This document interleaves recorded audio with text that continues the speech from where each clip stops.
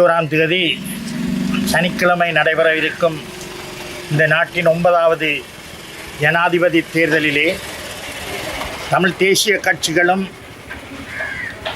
தமிழ் தேசிய பொதுச்சபையும் இணைந்து தமிழ் தேசிய பொது கட்டமைப்பாக கட்சிகள், தமிழ் தேசிய கட்சிகள், சிவில் சமூக செயற்பாட்டாளர்கள் அனைவருமே இணைந்து ஒரு தமிழ் பொது வேட்பாளரை இந்த ஜனாதிபதி தேர்தலிலே இறக்கி இருக்கின்றோம். கடந்த 8 ஜனாதிபதி தேர்தல்களிலே 6 ஜனாதிபதிகள் மக்களினால் தெரிவு செய்யப்பட்டிருந்தாலும் நாங்கள் ஆதரித்த ஜனாதிபதிகளோ அல்லது நாங்கள் ஆதரிக்காத ஜனாதிபதிகளோ தமிழ் மக்களது புரையோடி போயுள்ள இனப்பிரச்சினைக்கு எந்தவிதமான ஒரு நிரந்தர தீர்வும்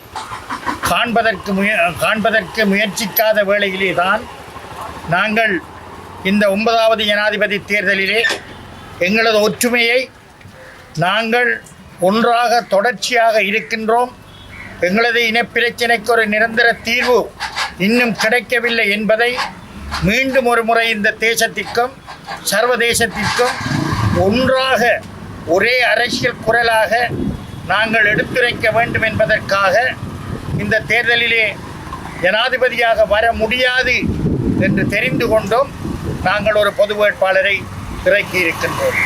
ஆனால் சிலர் தமிழ் தேசியத்தின் பால் கடந்த காலங்களிலே செயற்பட்டவர்கள் சிங்கள பேரினவாத ஜனாதிபதி வேட்பாளர்களின் அடிவருடிகளாக இந்த பிரதேசங்களிலே செயற்பட்டு கொண்டிருப்பது தாங்கள் பெற்ற வாக்குகளுக்கு, அந்த வாக்களித்த மக்களுக்கு செய்யும் துரோகமாகவே இன்று களுவாஞ்சிக்குடி சந்தையிலே மக்கள் கூறிக்கொள்வதை நாங்கள் கேட்கக்கூடியதாக இருக்கின்றது.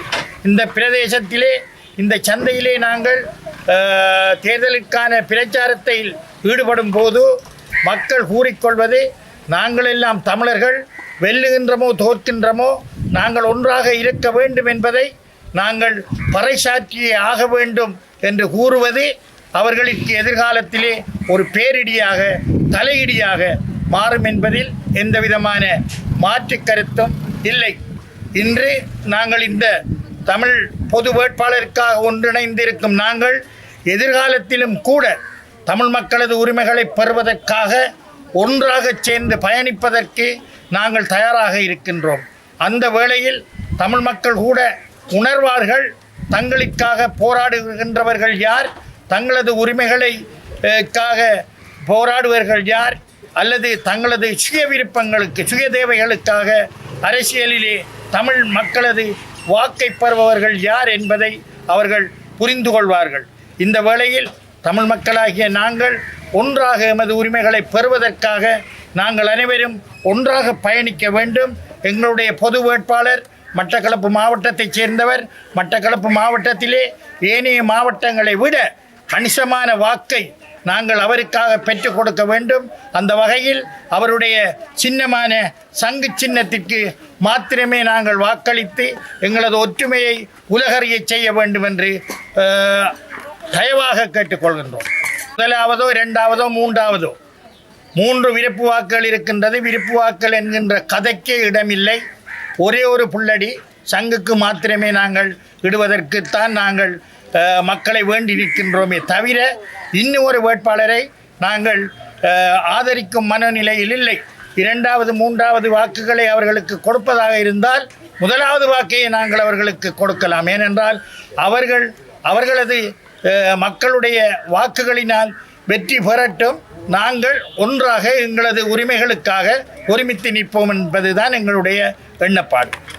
பொது வேட்பாளருக்கு உயிர் அச்சுறுத்தல் இருப்பதாக கிழக்கு மாகாணத்தின் பிரதி போலீஸ் மா அதிபர் அவர்கள் எழுத்து மூலமாக பொது வேட்பாளருக்கு ஒரு அறிக்கை மூலமாக அறிவித்திருக்கின்றார்.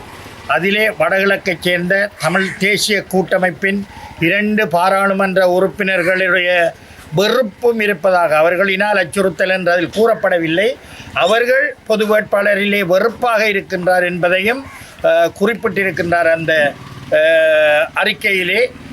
எனவே அச்சுறுத்தல் இருக்கும் என்பதில் எனக்கு மாற்று கருத்தில்லை.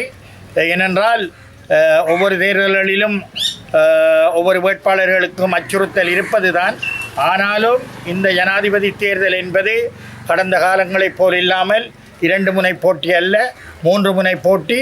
சிங்கள மக்கள் மத்தியிலே வாக்குகள் கிட்டத்தட்ட சமனாக பிரியக்கூடிய ஒரு சூழ்நிலை இருக்கும் நேரத்தில் தமிழ் மக்களது வாக்குகள் அவர்களது பெரும்பான்மை வேட்பாளர்களுக்கு வெல்வதற்கு தேவையாக இருக்கும் பட்சத்திலே அந்த தமிழ் வாக்குகள் தமிழ் பொது வேட்பாளருக்கு செல்லாமல் தடுப்பதற்காக அந்த பேரினவாத ஜனாதிபதிகள் வெல்வதற்கு இங்கு அவர்களுக்காக வேலை செய்பவர்கள் பொது வேட்பாளரிலே கொஞ்சம் கவனமாக அவருக்கு அச்சுறுத்தல் விடுக்கக்கூடிய சூழ்நிலை இருக்கின்றது.